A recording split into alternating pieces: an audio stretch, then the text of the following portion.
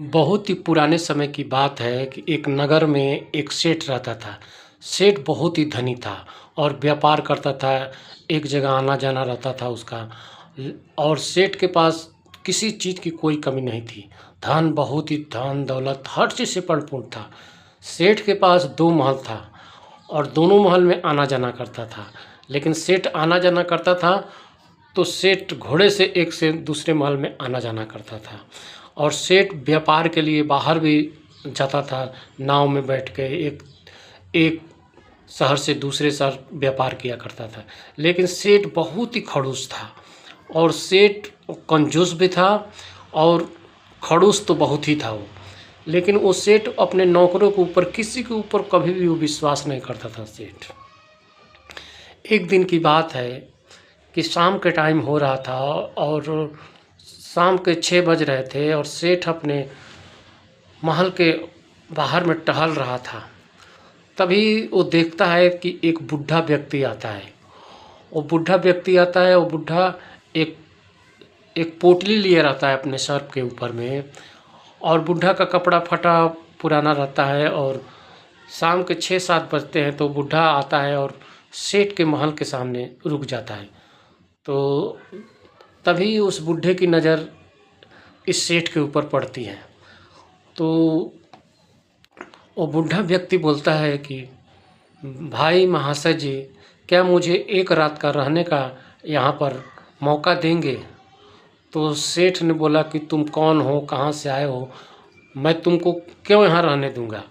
तो बोला, वो बूढ़ा व्यक्ति बोला, नहीं भाई, एक दिन के लिए रहने को समय दे दो, मैं सवेरे उठ के चला जाऊँगा। तो व्यक्ति सेठ बोला कि तुम यहाँ रहोगे तो फिर रखवाली के लिए एक नौकर भी लगाना पड़ेगा। तो बोलता है, बूढ़ा बोला कि काहे के लिए रखवाली का, कोई नौकर की ज़रूरत नहीं है और किसी की ज़रूरत नहीं है, मैं अकेले रह लूँगा और सवेरे उठ के चला जाऊँगा। तो सेठ बोला, नहीं, अगर जो रात को कहीं पता नहीं कुछ चुरा के तुम लेके भाग गए तो मैं क्या करूँगा। तो बूढ़ा व्यक्ति बोला कि अरे नहीं भैया, मैं चोर आदमी नहीं हूँ, नहीं कुछ चुराऊँगा। लेकिन सेठ उसकी बात को नहीं माना और उसको वहाँ ठहरने नहीं दिया। तभी धीरे धीरे बूंदाबांदी पानी चालू हो गया और बूढ़ा व्यक्ति धीरे धीरे निकलने वहाँ से चल दिया। और आगे बढ़ते बढ़ते वो बूढ़ा व्यक्ति था, वो सोचा किसी के यहाँ ठहरने का उचित नहीं समझा, क्योंकि एक आदमी इनकार कर दिया तो दूसरा आदमी भी इनकार कर देगा। तो बूढ़ा धीरे धीरे करके चलने लगा और चलते चलते बारिश बहुत तेज़ हो रहा था, भीग गया। उसके बावजूद कैसे करके वह घर पहुँच गया। तभी एक दिन की बात है कि सेठ को एक दिन अब उसके मन में विचार आया कि चलो हम लोग चलते हैं शिकार खेलने। तो सेठ अपनी सभी सिपाहियों को लेके और जंगल में चला गया शिकार खेलने के लिए। और उस शिकार खेल रहा था, तभी अचानक से धीमे धीमे बूंदाबूंदी बारिश चालू हुआ और उस जो सेठ का घोड़ा था वो रुक गया, बारिश देख के रुक गया। तभी सेठ और घोड़ा दोनों में बारिश चालू हुआ तो सेठ और घोड़ा दोनों आपस में बिछड़ गए और घोड़ा कहीं और चल गया, सेठ वहीं रुक गया।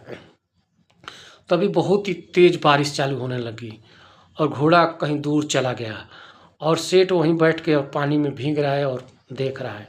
बहुत तेज़ बिजली तड़पने लगी, बहुत तेज़ आंधी तूफान आ गया। उसके बाद सेठ बहुत ही घबरा गया। फिर आधे 1 घंटे तक, 1.5 घंटे तक बारिश चला। उसके बाद धीरे धीरे करके बारिश शांत हुआ, धीरे धीरे मौसम साफ हुआ। तभी मौसम साफ हुआ तभी सेठ पूरा डरा हुआ था उस जंगल के बीच में और चुपचाप बैठा था। तभी देखता है तो एक व्यक्ति आता है। वह व्यक्ति एक हाथ में डंडा लिए रहता है और चादर ओढ़े रहता है। तो व्यक्ति आके और सेठ को बोलता, सेठ जब देखता है तो उसके मन में थोड़ा सा अच्छा लगता है कि चलो कोई भी तो एक व्यक्ति मिला जो हमारी मदद कर सकता है। तो फिर वो व्यक्ति बोला कि क्या बात है भाई। तो वो बोला कि राजा, वो जो सेठ था वो बोला कि अरे मैं जंगल में शिकार खेल रहा था, मेरा घोड़ा गुम हो गया है और मैं बहुत ही परेशान हूँ, इसमें मुसीबत में फंस चुका हूँ। तो व्यक्ति बोला कि थोड़े ही दूर पर हमारा घर है, आप चलिए। तो जब वो सेठ उसके घर गया तो सेठ घर गया तो वो व्यक्ति उसको बहुत ही सेवा सत्कार किया और खाना दिया, बिस्तर दिया सब सोने के लिए, बहुत ही मान सम्मान किया। फिर सोने का टाइम हुआ तो उस जो व्यक्ति था उसकी माँ दूध लेके आई, दूध पिलाई उस व्यक्ति को। और वह व्यक्ति बोला कि भाई हमारा घोड़ा गँवा चुका है। तो वो बोला व्यक्ति कि आप घोड़े का चिंता मत करिए, मैं इस जंगल से चप्पे चक्के से वाकिफ़ हूँ, मैं घोड़ा को खोज लूँगा, आप खाना खाइए और आराम कीजिए। फिर सेठ खाना खाया और आराम करने लगा। तभी वो व्यक्ति मशाल लेके और गया और जंगल में उस घोड़े को खोज के ला दिया। और फिर उसकी माँ उस घोड़े को दाना डालने लगी। जब दाना वाना डाल दी खा लिया, फिर सवेरे सेठ देखता है तो उसका घोड़ा यहाँ दाना खा रहा है। उसके बाद जब सुबह हो गया तो सेठ बोला कि अब मैं अपने घर जाऊँगा। तो सेठ नहीं तो बोला कि आपके पिताजी कहाँ हैं? माँ तो दिख रहे थे। बोले पिताजी बिस्तर पे पड़े हुए हैं, बीमार हैं। तो बोला कि जाते समय एक बार मैं आपके पिताजी से मिलना चाहता हूँ।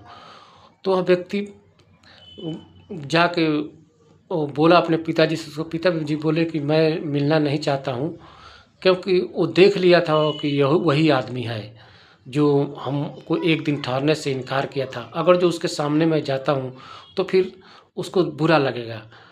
तो सेठ नहीं मानता है और जाके देखता है उस व्यक्ति को। उसके बाद सेठ एकदम आश्चर्य हो जाता है कि देखो हमने एक दिन के लिए इसको ठहरने का इनको नहीं दिया और इनके घर हम आए हैं तो कितना मान सम्मान अतिथि का जैसे किया जाता है वैसे किया गया। सेठ उस बात उसके दिल में पहुंच जाती है, दिल में प्रवेश कर जाती है। सेठ का वहीं से दिमाग बदल जाता है कि देखो एक मैं आदमी हूँ जो कैसा रहता हूँ, एक यह आदमी लोग है कैसे रहते हैं। और वहाँ से सेठ अपने घर आता है और सेठ पूरी तरीके से बदल जाता है इस घटना के बाद। और सेठ बदल जाता है, उसके बाद दान दक्षिणा पूजा पाठ हर चीज़ में देने लगता है और हर व्यक्ति का सम्मान करने लगता है। कोई भी व्यक्ति उसके मिलने आता है उसका सम्मान करता है और हर व्यक्ति के साथ उसका व्यवहार बदल जाता है, क्योंकि वो घटना उस व्यक्ति के उस सेठ के भीतर में घर कर गई थी। और यह घटना उस सेठ को पूरे जीवन को बदल के रख दिया। और उसके बाद से